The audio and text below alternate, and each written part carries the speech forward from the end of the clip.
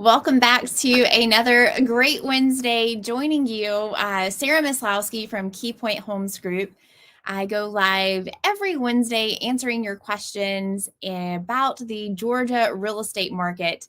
And today we are going to dive into all about Georgia property taxes. This has been a hot topic and a question that we have gotten quite a bit from clients that we are helping from all across the country. And it's an important question to answer. Like, how much are your property taxes going to be here in Georgia? How are they different from what you're currently paying from wherever you're living? I hope you are having a really great week. It has been a very great sunny week here in Georgia, which, if you've been joining me for the past couple of live streams, I've talked about the weather quite a bit because it's been kind of miserable and dreary here in Georgia, but we finally kind of turned that corner.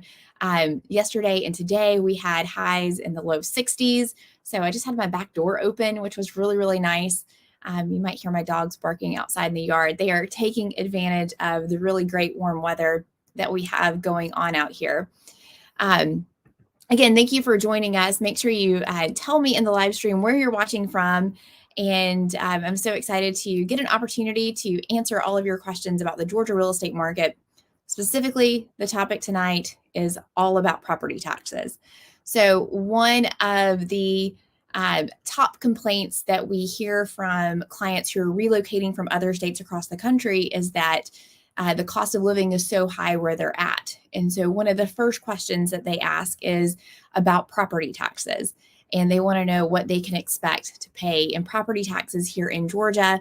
And for the most part, everyone is very, very happy to hear that they are going to be saving thousands of dollars in their property tax bill whenever they move to Georgia. And property taxes can vary quite a bit from county to county, depending upon where you are moving here in Georgia. So if you are watching this channel, obviously you likely have a high likelihood that you are considering a move to the Northeast Metro Atlanta area.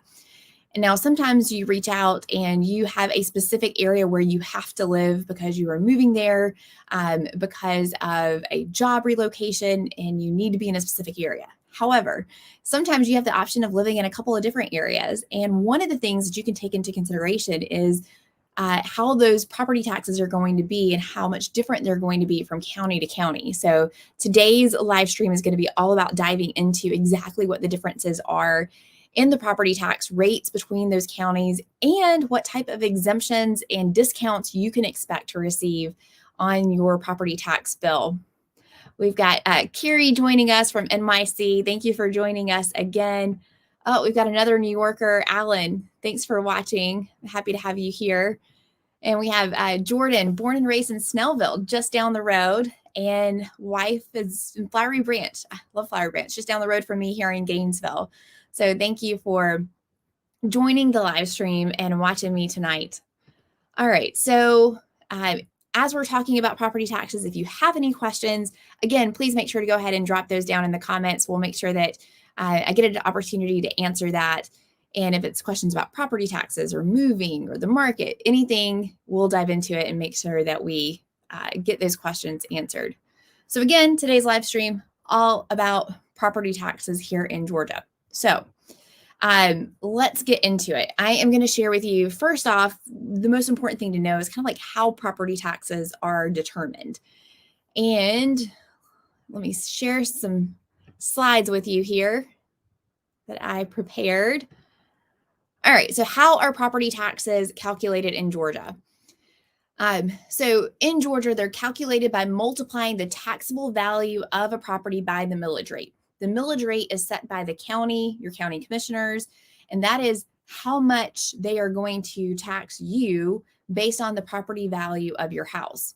And so you see it goes on to say there that the taxable value is determined by the county's property assessor. So here's an important thing to note about this. The county is going to determine the property value of your house.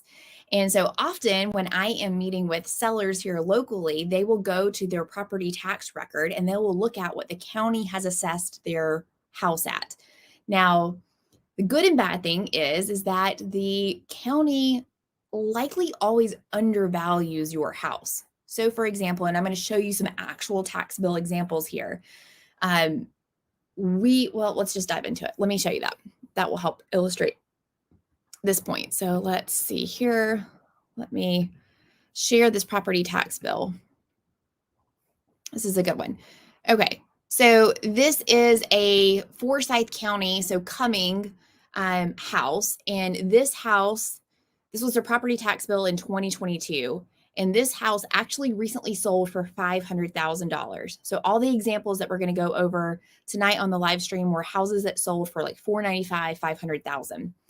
And so in 2022, the county, you'll see here, assessed this property at $342,990. So $343,000. And if you're a homeowner, you may be like, wait, my house is worth more than that. I just met with my real estate agent. She said that we could sell it for $500,000. Well, great news for you as a homeowner is that the county is valuing your property less than what it's actually worth. And this is not uncommon. This is very, very common where we see that tax assessors will value your property less than what it's actually worth. A lot of times they are using these mass property appraisal, kind of like computer systems or algorithms to determine the value of your home. Oftentimes it is less than what your home is actually worth. That is a good thing for you as a taxpayer because you're taxed on how much the county thinks your home is worth. That's why if your home is assessed or valued by the county at more than what you think your home is worth, for sure you need to appeal that property tax bill. So going back here to how it's assessed. So the county is going to give you a value for your house. We just saw that example where that house, what was it, 350, 380, and yet really that real property tax value was 500,000. Okay, so they are going to determine what the property is assessed at, and it says it's equal to 40% of the fair market value. So they're going to take whatever the county assesses your house out, and they're going to multiply that by 40% to get the amount that you're actually taxed on. So you're only taxed on 40% of what the county thinks that your house is worth. So I'm going to go back to this screen over here in just a second to show you that actual property tax bill. But if you read a little bit further, so they're going to take 40% of the actual value the county gives you, and they're going to set what they call a millage rate. A millage rate is how much you're going to pay in real dollars per $1,000 of value. So they give an example of a house that has or a county that has a millage rate of 20 mills. So let's just say that they determined that the 40% assessed value was $100,000. So you take that 100,000, multiply it by 0.02, and then you get $2,000. That's how you determine how much your property tax bill is. So let's go back to this screen that I just shared with you. That was the property tax. Let me make sure I'm pulling up the right one for you. Yeah, okay. Thanks for bearing with me. Nope, that's the wrong one. Well, let's just go with this one. So this is Hall County. So here you see that they are stating that the fair market value for this house was $379,000. I can't get my clicker to show you where that is, but hopefully you can see that right here at the top line where it says state. And maybe if I zoom out, nope, still can't highlight. Okay, 379,000. 40% of 379,000 is 151,640. Then you see in this next column, it says less exemptions. This is your standard homestead exemption in Hall County, $2,000. Excuse me.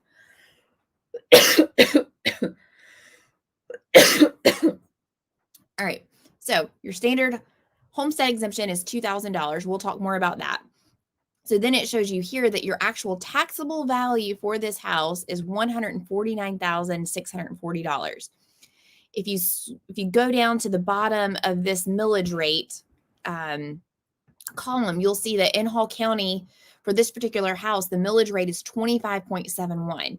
So you're taking 25721, and you're multiplying it by 149,640, and that's where they are arriving at that 4,582 number. So there's two things that are super important on your property tax bill to kind of determining how much you are paying in property taxes. One, how much the county has your home assessed for, and then two, what is the millage rate for the county that you're in, because that determines how much money you're going to pay per thousand. So the lower the millage rate, the lower the amount of property taxes you are paying as a homeowner. So if you're just joining us on this live stream, if you can't tell yet, we are deep diving into property taxes here in Georgia and explaining of how property taxes are determined. Yep, so Alan had asked a good question just in case anybody else missed it. Mills are the millage rate. The millage rate is set by the county. So the county, the commissioners get together and they decide how much per 1,000 are they going to tax to cover all of the needs of the county. And so I'm going to go back and share that property tax bill again. And you're going to see it breaks down by each county. It'll show you how much. So of that total 25 mills that Hall County charges, it breaks down to show you how many millage rates are being charged for each particular portion of the taxes. And you'll see here that the school M&O, so that is the school taxes, that is the biggest chunk of change that you are going to pay for in your property taxes. And this is true for all counties. Majority of your property taxes are going to go to cover school, to pay for the schools. And then you also have your county taxes as well that's covering, libraries and roads and all that kind of good stuff. So by far, the biggest expense is the schools. But they add up all those mills together to get the total millage rate. So you don't really care, unless you're a senior citizen, about the total school millage rate. You really just kind of care about the total amount of mills that they are charging you for the county. So that's something to keep in mind that you'll need to know whenever you are looking at property tax rates. And I'm going to show you a website that you can go to that will kind of give you an average of what you can expect by county in the state of Georgia. Martha, thanks for joining us. You have a really great question. What is the average percentage of exemption do retirees get in addition to the regular tax exemption? This is a great segue, and I have a good slide that's going to break this down. So let's use this. Okay, so hopefully you can see that at home. It might be a little bit small, but this is breaking down the average typical exemptions that you can expect to receive as a homeowner in the state of Georgia. I broke down our 5 most popular counties that we serve. So you see we got Forsyth, Hall County, Gwinnett, Fulton, and Jackson County on the left-hand side. And then across the top are some popular exemptions that you can get. So first off is the homestead exemption.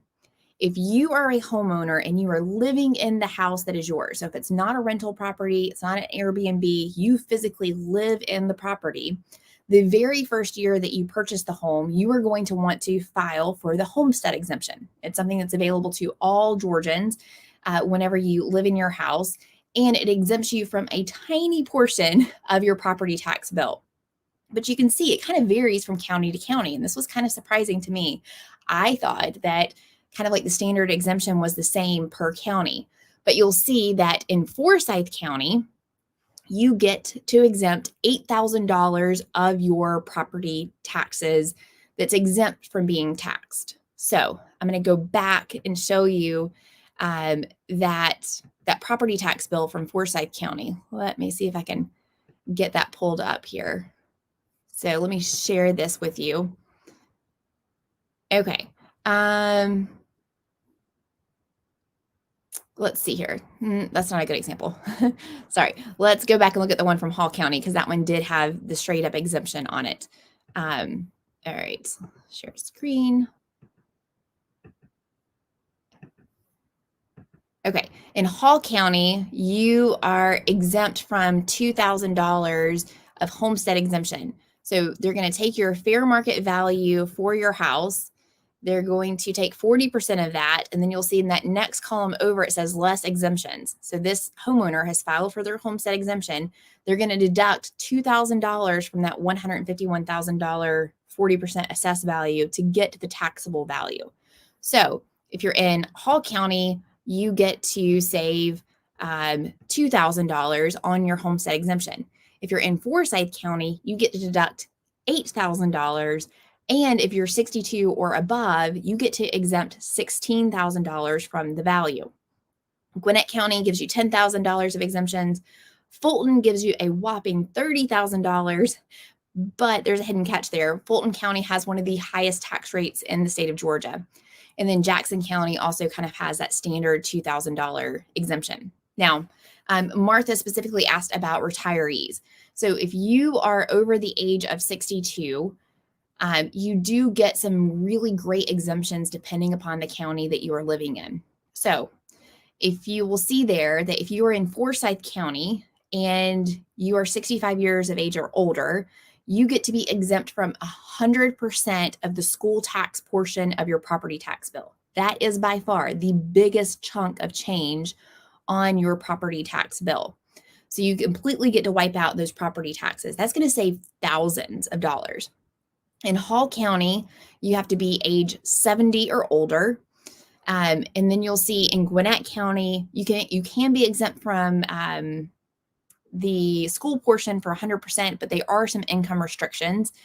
And you have to be 65 years of age. And then you'll see in Fulton and Jackson County, they do not offer 100% school tax exemption. But if you look in the next column, there are some partial tax exemptions that they do give for ages starting around 62. Some of the counties are around 65.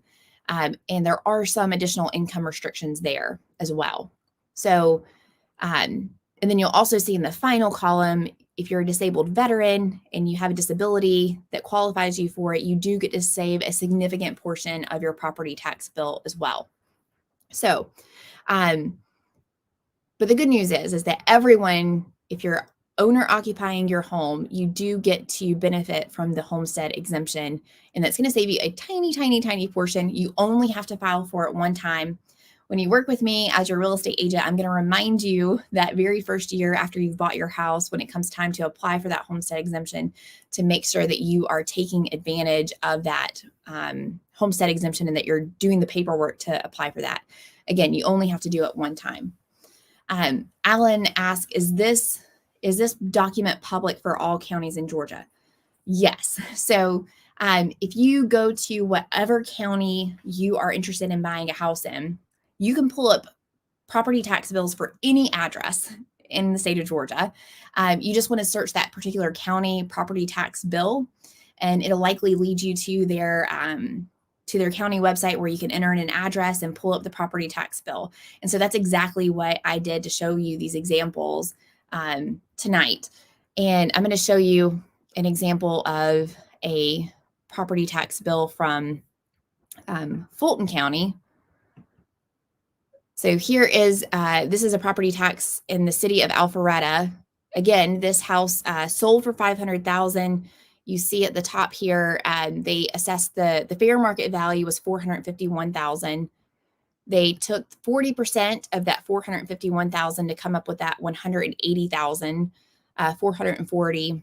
And you can see here, if you look down to how these property taxes are broken down here, you'll see that the school portion accounts for $3,110 of that property tax bill. And this is the total tax bill that you see down here.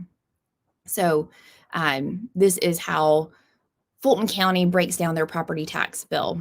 So you might be interested to know of kind of like how do the property tax rates vary from county to county.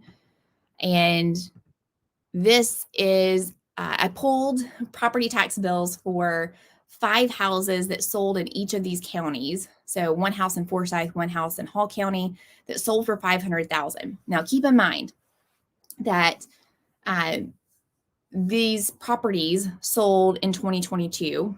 So Sometimes the property tax bill that you're looking at for 2022 may not be accurately assessing the value of the house. So sometimes a property tax assessor may go back into their records and say, in this year, 2023, they may go back and say, hey, in 2022, this house just sold for $500,000. That's the true fair market value. Sometimes that happens. Sometimes it doesn't. Is there a rhyme or reason to it? There's not. And it's really frustrating whenever you are trying to figure out kind of like how property taxes are assessed. But this is a good indicator of the different types of counties and how the taxes vary from county to county. These are all $500,000 houses. You will see by far that the most expensive is Fulton County, and then you have Gwinnett County, followed surprisingly, Jackson County was the most expensive, which was shocking to me. So Jackson County is a little bit more of a rural part where you can get more house for your money, but surprisingly, it has a higher tax rate than some of the other counties. So I'm going to show you a website. Let's see here. So let's figure this out for a second. I'm going to show you a website that you can go to look at essentially what they're called effective tax rates. So rather than trying to calculate the mills or look up the mills and then figure out like what the assessed value is of the home, these are like general good rules of thumb that you can use to help you figure out what the property taxes are by county. So the website is smartasset.com. They break down the taxes by county. And so if you scroll down here, keep going. Okay, here it breaks down all the counties in Georgia. They give you the median home value. They give you what the median annual property tax payment is. Use this with a grain of salt.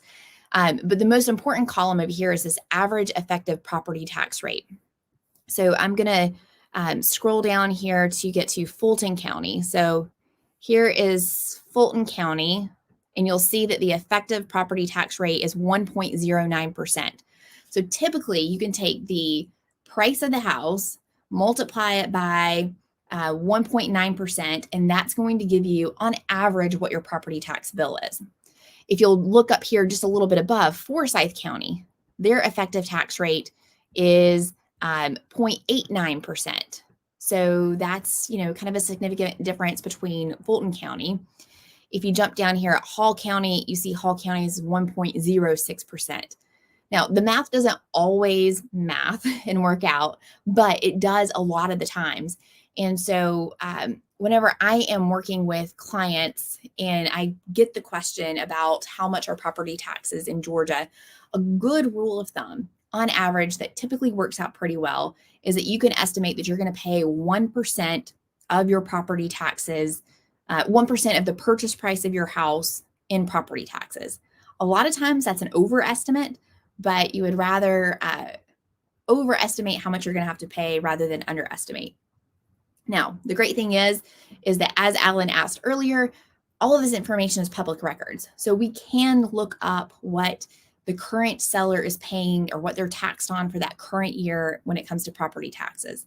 The unknown factor is whether or not the tax assessor is going to assess that home at a higher value for that next year. So we just saw all of those houses that we pulled property tax bills that were $500,000. And yet you saw that every single county, I didn't go through all the property tax bills, but in every single scenario, that county tax assessor had assessed the value less than what that home actually sold for. So, and that is very, very normal. That happens most of the time, but sometimes you will have a county that following year will go back and match up what the home actually sold for and put that as the fair market value on your property taxes. So that is a lot of information about property taxes. And so, of course, if you have any questions about moving to Georgia, property taxes, the market, the area, the weather, anything that you want to know, that's what I'm here for on this live stream, answering those questions for you. So please go ahead and drop those comments and questions. Let me know where you're watching from on the live stream. I'm excited to have you with me. One of the things that you should know is that sometimes when you're looking on Zillow, Zillow will display the property taxes, and usually they're accurate, right? But occasionally you will see a value that seems too good to be true.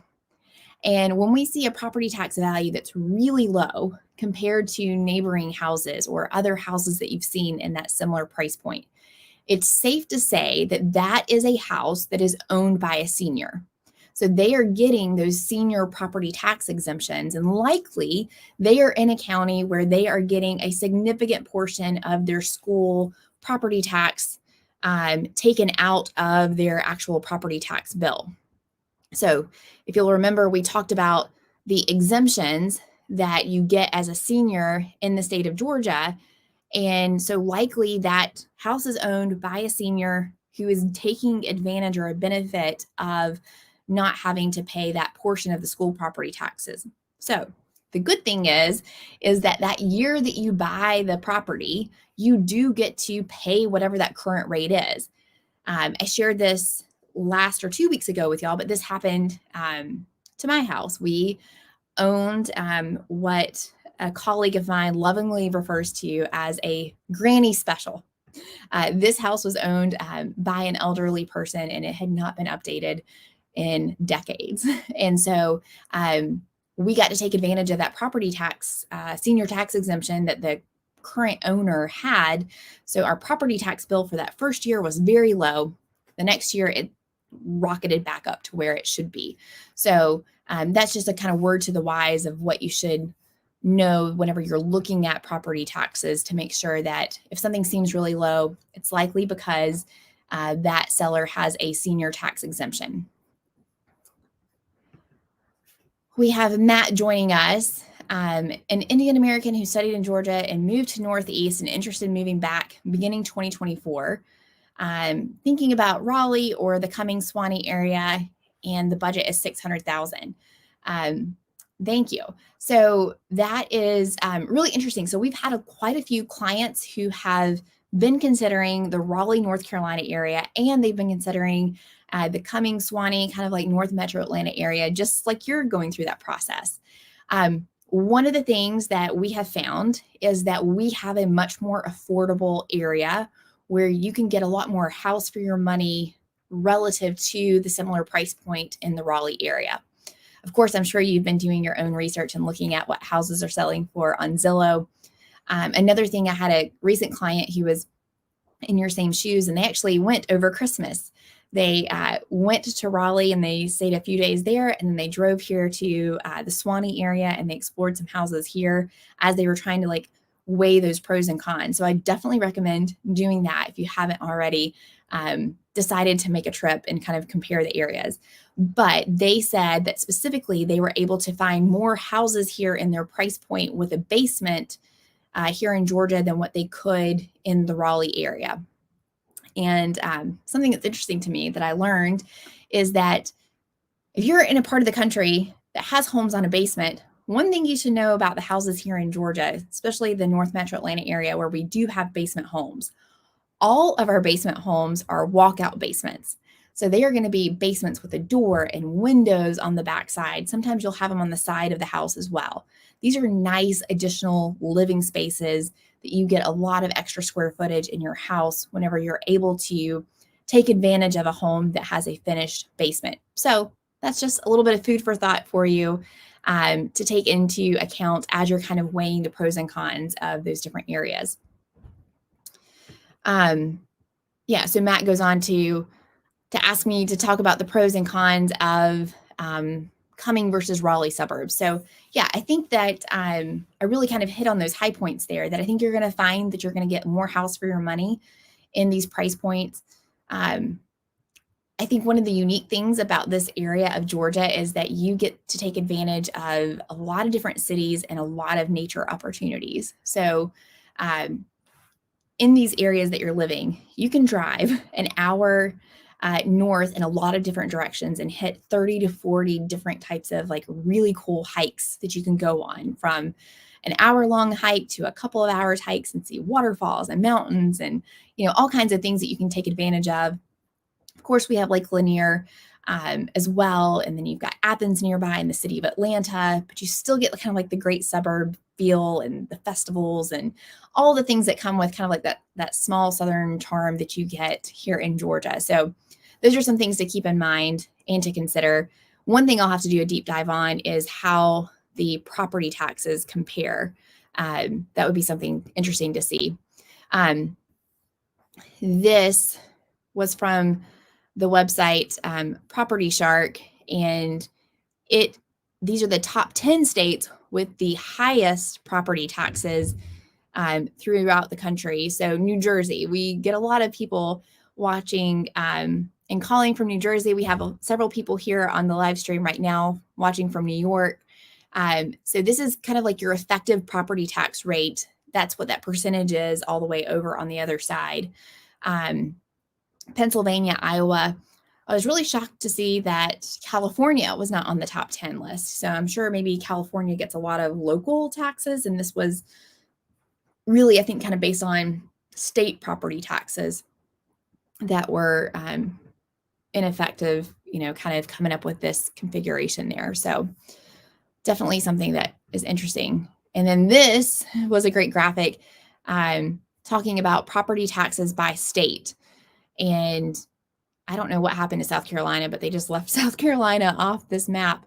So I guess that kind of gives you a little bit of a difference. We were talking about North Carolina. It's a little bit lower than Georgia as a whole. One thing to keep in mind, though, this is talking about the state as a whole and the average. Property taxes in South Georgia are much lower than what they are here in the North Metro Atlanta region. And so that's the same with, states all throughout the country. You have densely populated areas that have higher property taxes than, out in kind of like the sticks, as we call them here in Georgia, or I grew up saying, we actually used to say out in the boonies. So of course, if you have questions, don't forget to drop those and ask those questions. Andres said that watching the videos have been so helpful. Thank you. Oh, you're so sweet, Andre. Thank you for saying that. Martha, can you speak about Winder, Athens, and Monroe in terms of up and coming versus very rural in the sticks? Seeking to be close to shopping as well as good space. Looking forward to exploring. Yes, we're looking forward to helping you and your family, Martha. Y'all are coming in a short little while to explore the area. So Monroe is a very good growing area. There's a lot of new construction development happening in Monroe, and there you can tend to get a little bit more for your money in Monroe.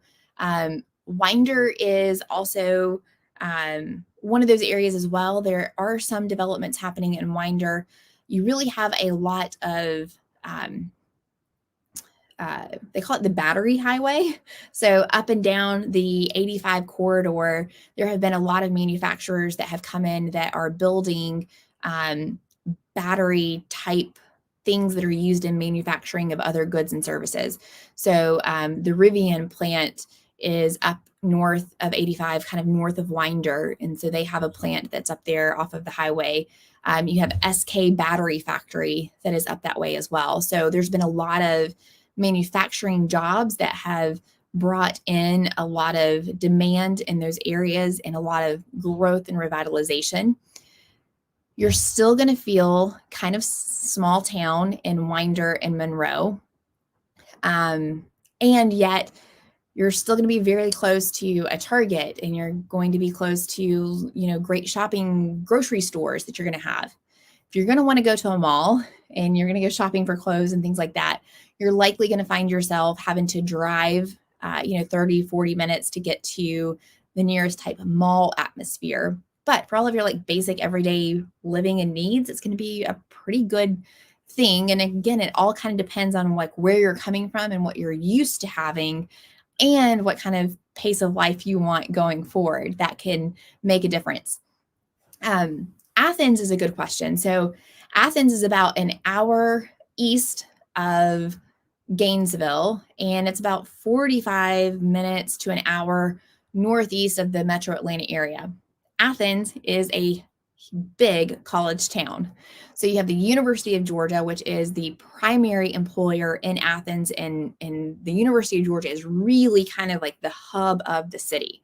You've got the typical college town, lots of college kids, lots of bars, lots of great restaurants. So it's like a really unique culinary scene in Athens as well. So you've got kind of this combination of bars and breweries, really great culinary food restaurants that are there, and with kind of like a charming downtown area. But a lot of what's driving the activities and development in that town is the University of Georgia.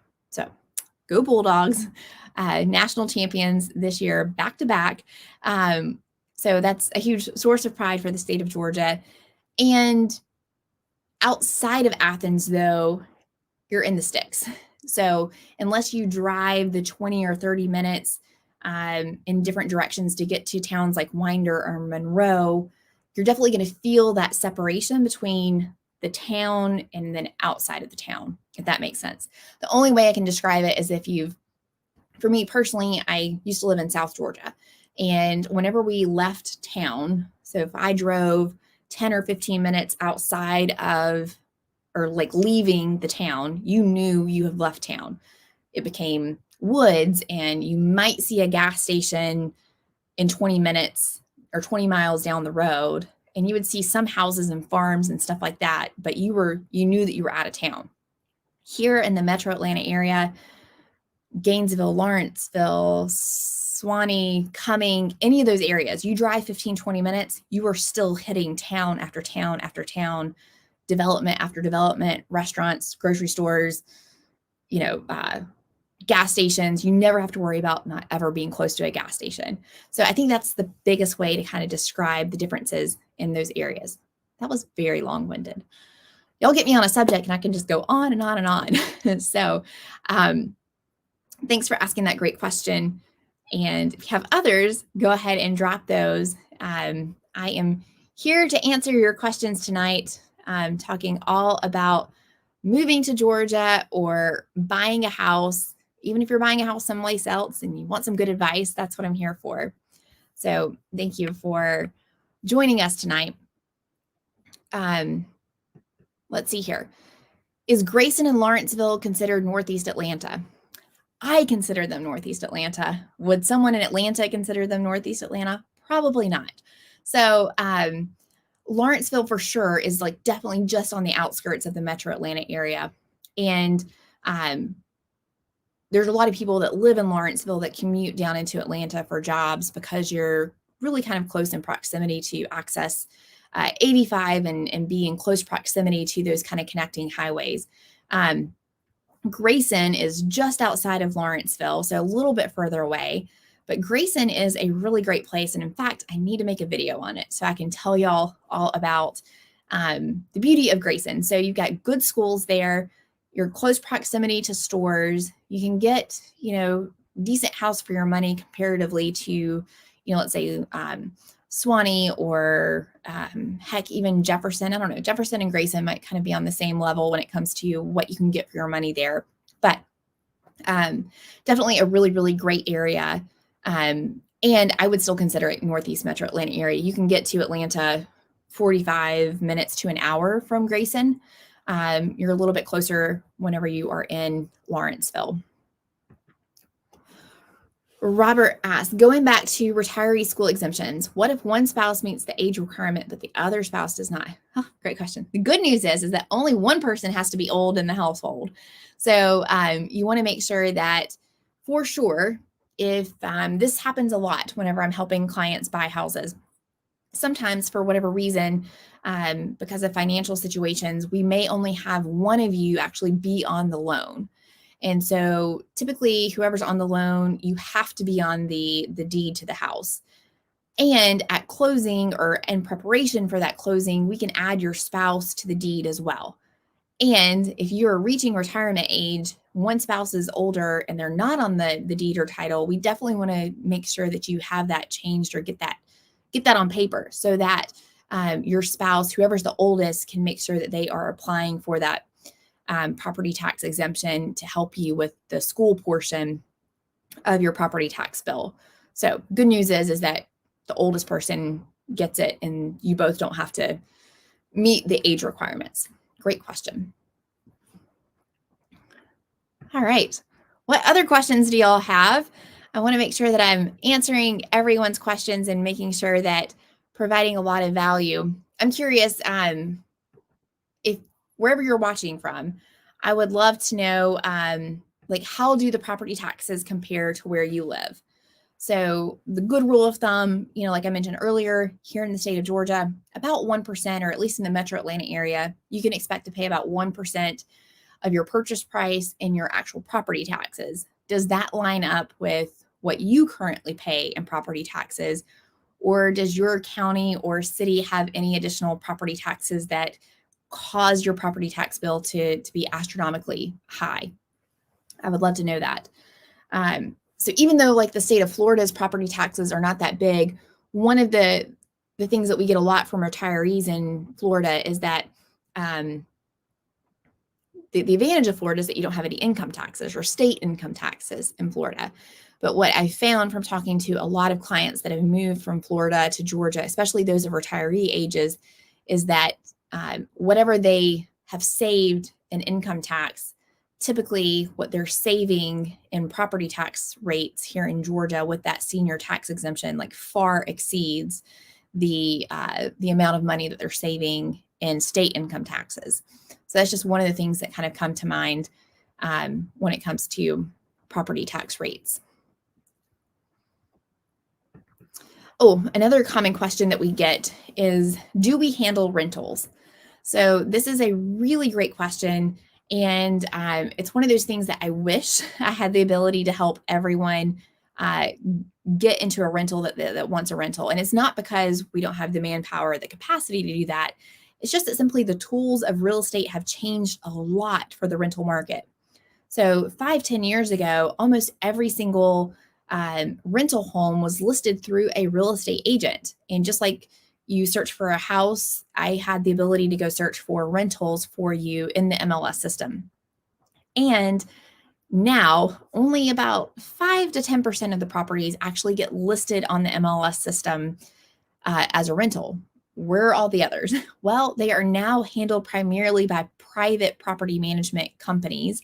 And most of those private property management companies have just completely bypassed the MLS system, and they've gone straight to services like Zillow, realtor.com, and they are listing them on those sites directly. So oftentimes clients, you as consumers, y'all have way better access to rentals on Zillow than what I do as a real estate agent, because if I only look at what's available on the MLS system, I am leaving you out of like 90% of the inventory of what's out there. Another kind of like surprising twist of fate, or something that has happened in the real estate market, is that rentals don't pay a whole lot. And that's not the reason that I don't want to help people find a rental, not because I'm not getting paid a whole lot, but because there's not a whole lot of money in a rental. Those property management companies, they want to keep that money to themselves. So if I call on a property for a client and say that I'm a real estate agent, the chances of me getting a return phone call, like I get put like way to the bottom. But if you call as a renter with questions about that property, your phone call is going to get returned way faster because they know that there's not a real estate agent involved. So that's a lot to say that you are much, much better off with handling a rental completely on your own and using those resources like Zillow and things like that to help you find a rental, because I'm not going to be a whole lot of help to you. And in fact, there's situations where I could be a hindrance to you in getting the actual home that you want, whereas you are going to have much better success as a client reaching out to that property management company directly.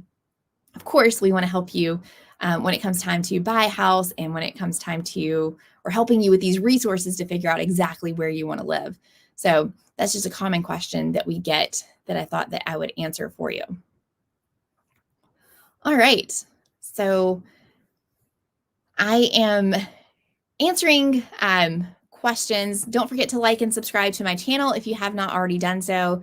We put out new videos every single Sunday about moving to Georgia, about the real estate market, the area, pros and cons, cost of living, everything that you would want to know. If you have any video ideas for me, let me know in the comments. We're always looking for good video ideas or topics to make new videos on. And a lot of the video ideas that we get are from questions and helping people just like you that reach out to us that need our help. And then we realize like, oh, that's a great video that we should make. I'll tell you something funny. And so the couple of years that I've been helping people relocate from out of state and making content, this is the first time that this has come up, and it happened with 2 clients in the same week. So we were out looking at houses, and it's like a winter brisk day. We're standing outside waiting to go into the home because there's other clients inside the house, and we're looking around, and my client says to me, like, I don't understand. Where is it coming from? I'm like, what are you talking about? And so she's looking at the ground and she's talking about the pine straw that is used in landscaping here in Georgia. And she's looking around. She's like, I don't see the trees. Where is it coming from? And she's right. This house did not have any trees around the home. And then it dawned on me, oh, okay, this must not be normal from the state that she's coming from. So here in Georgia, we use pine straw as decorative landscaping. It's very common. You're going to see it all over the place. And I was laughing, telling some clients, what's funny is that we don't just take the pine straw that just like falls naturally from the tree and like rake it up and use that pine straw to put in your flower beds. No, we go and buy fresh pine straw that's been like shaken and gotten all the stuff out of it, like the tree bark and stuff like that. So it's really nice and pretty. And we put that all around our houses and flower beds. And so that's much more common than you would say like mulch or something like that. A lot of people still use mulch, but pine straw is a very, very common landscaping tool that we use. I guess it makes sense that maybe out west, you would not put out pine straw because one, maybe lack of pine trees. I don't know, I have to research that one, or if someone's watching from out west, let me know. But I guess too, it's like essentially kindling for a forest fire, right? It would catch on fire just like that. So makes sense, but I didn't realize that was something that was kind of like unique to our area. Martha says, since the market has shifted some, are builders providing significantly more incentive to buyers for new construction? Yes and no. So it really depends on the area and it depends on the builder. So let me share with you a great example of this. I was with some clients recently who were relocating from Ohio. We were looking at new construction homes in Cumming. And as mortgage rates have come down recently, we've seen a huge uptick in buyer activity. So this was kind of significantly priced homes, kind of like in the $700,000, $800,000 price point. This builder, Toll Brothers, was offering $65,000 in option incentives to use any way that you wanted it. So they weren't reducing the price of the house, but they were saying, hey, here's $65,000 that you can spend on upgrades in the home. So upgraded flooring or adding a bathroom, like those types of things. And so that was really appealing to my buyer. So we went there on a Saturday. There was so many people there shopping for homes. I have not seen a model home that busy in maybe a year and a half, 2 years.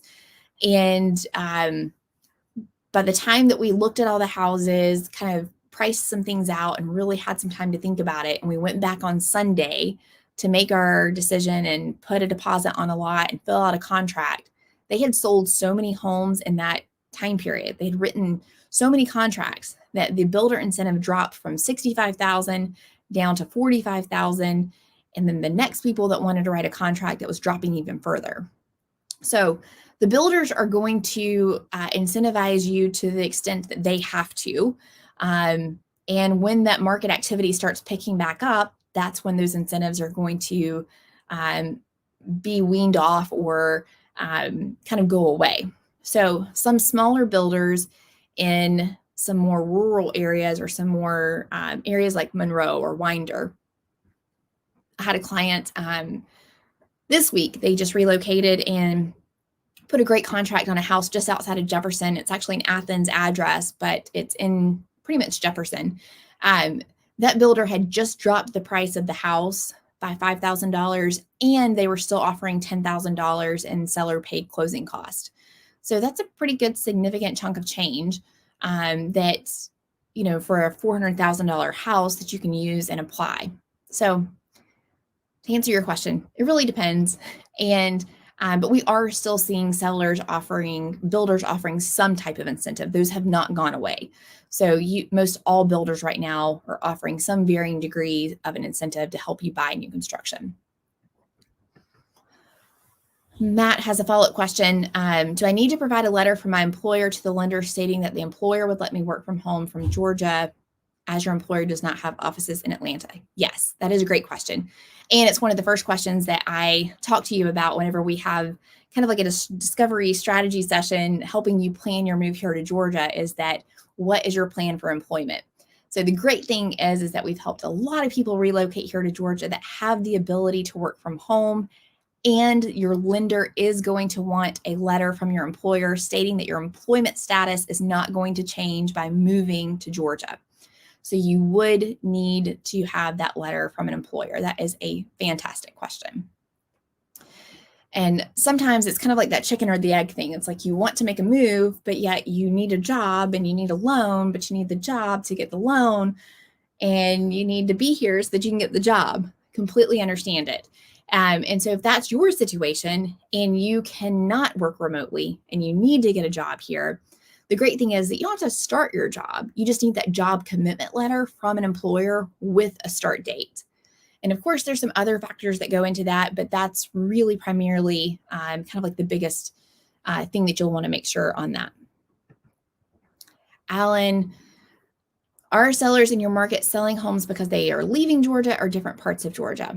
That's a good question. So I don't have access to the data in front of me, but we do not have a whole lot of people that are leaving Georgia. So most of the time, sellers that we're dealing with are either selling their house because they are taking a job in a different state. So yeah, maybe they are leaving, usually sometimes for family reasons, divorce, birth of children. So sometimes the sellers just need bigger space.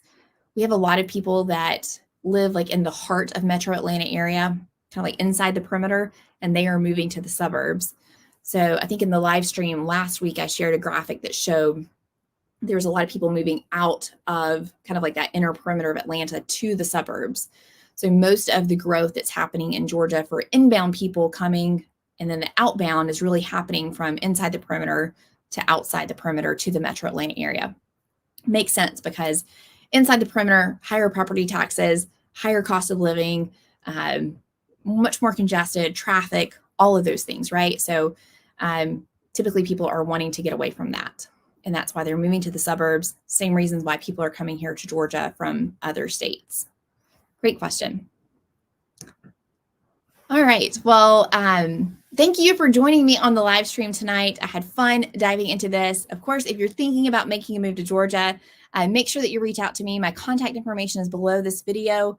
The next steps is typically getting on a call together or a Zoom, and we talk about exactly how to make your move to Georgia happen, answer all your questions, kind of get more of an idea of exactly when and where and how you want this to happen. And we'll talk about how to do that together. I'll answer one more question here from Angela. What areas could you move to that doesn't have an HOA? This is a good question that we get a lot. So the HOAs here in Georgia are a lot different typically than the HOAs that you're used to. So first off, the cost is a lot lower. So typically between $200 to $1,000 a year. Our rules are not that strict, but if you don't want to be in an HOA, there's still plenty of housing options in all of these Metro Atlanta areas that will put you in not an HOA. You just might have a little bit of more limited options than if you were open to an HOA. And it might be one of those things where you might be open to specific ones. And so we can always research what the HOA rules are, how much the fees are, so that you know exactly what you're signing up for before you moved into a home with an HOA. But we work with plenty of people that don't want to be in an HOA. So good question. But yes, if you are thinking about making a move, make sure you reach out. Again, you can reach me at the contact information below, and I look forward to hearing from you and seeing you next week on the live.